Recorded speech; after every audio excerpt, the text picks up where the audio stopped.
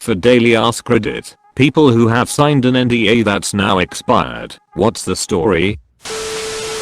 I worked for a mall pretzel stand about 25 years ago and had to sign an NDA about the secret pretzel ingredient. It was baking soda.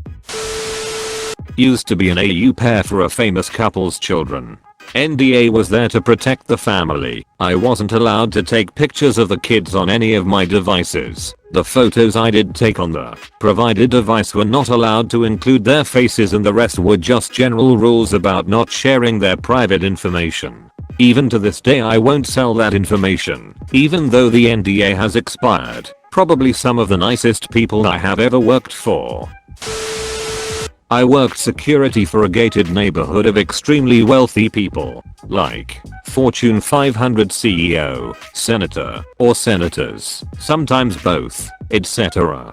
We got to know which cars were authorized without being authorized, because we weren't allowed to stop them, question them, or log them in any way. Because they were coke dealers selling to the elite. Edit. To clarify, when I said state senator or senators, I meant senators from the state to the federal senate, not senators of the state to the state senate. The Nokia 7110 will have a scroll wheel. There it is. So glad I could finally talk about it. Also, the release wasn't delayed because of problems with the operating system, but rather because the entire development team caught a rather bad flu. Probably from me. I'm so sorry.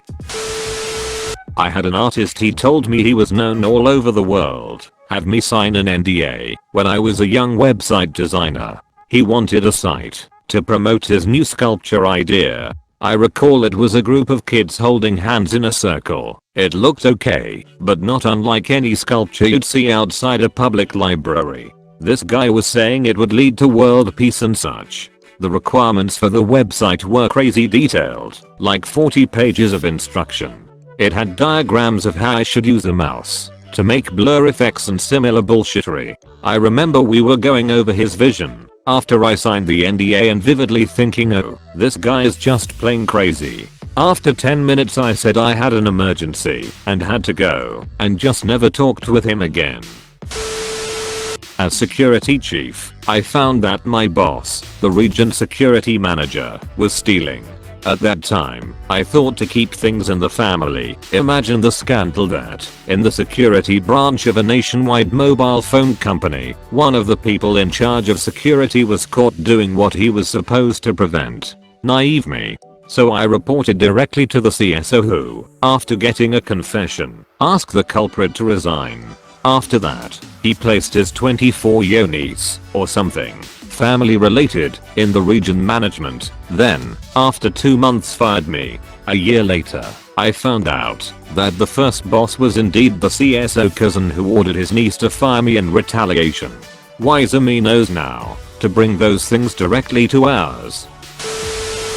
I was previously not allowed to tell you that the company I used to work for did white label work for BT, and that if you ever have a BT OpenReach engineer come out to your property, they very rarely actually work for BT themselves. Basically, if they have a BT van and are in fact one-job contractors with next to no knowledge of what they're actually repairing. I was also not allowed to tell you that, while it's standard practice to have salespeople not take their contacts with them when they move companies, and that my business would enforce that by suing leavers who did, they also would not employ salespeople who said they were not allowed, or not willing, to poach their previous clients and contacts from their previous company. Edit.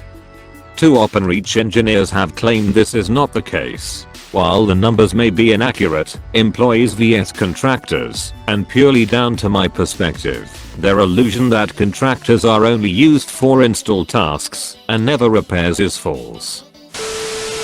I have been a part of a focus group program for over 10 years now.